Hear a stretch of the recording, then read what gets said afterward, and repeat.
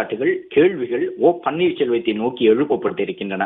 அதில் கூச்சமே இல்லையா பன்னீர்செல்வம் அவர்களே என்று கேள்வி கேட்டிருக்கக்கூடிய அதிமுகவினுடைய தகவல் தொழில்நுட்ப பிரிவு, ரோஷி டீக்கடை நடத்திட்டு இருந்த உங்களை ஆளாக்கி, அமைச்சராக்கி, ஏன் முதலமைச்சராகவே ஆக்கியது அதிமுக.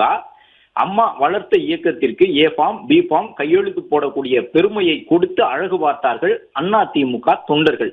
ஆனால் நீங்களோ உள்ளே இருந்தும் ஊப்பியாகவே இருந்தீர்கள். எம்ஜிஆர் மாளிகையில் கருணாநிதி வசன புத்தகம் படித்துக் கொண்டிருந்தீர்கள். உண்ட வீட்டுக்கே ரெண்டகம் செய்வது போல் வளர்த்த இயக்கத்தின் வாயில் கதவை எட்டி உதைத்தீர்கள் என்று பன்னீர்செல்வம் மீது கடும் குற்றச்சாட்டுகளை, விமர்சனத்தை அதிமுகவினுடைய தகவல் தொழில்நுட்ப பிரிவு முன்வைத்திருக்கின்றது.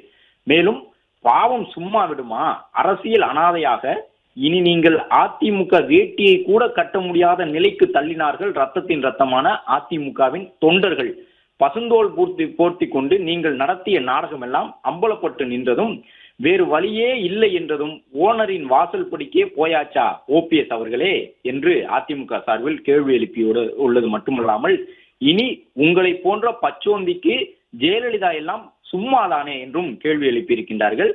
உதயநிதி வாழ்க, இன்பநிதி வாழ்க என வெட்கமே இல்லாமல் திரிவதற்கு வாழ்த்துக்கள் பன்னீர்செல்வம் அவர்களே என்கின்ற ஒரு கடும் விமர்சனத்தையும் சொற்றொடரையும் அதிமுக பயன்படுத்தி இருக்கின்றது. இந்த கருமத்துக்கு தர்மயுத்தம் 1.0 2.0 என்று பெயர் வேறா?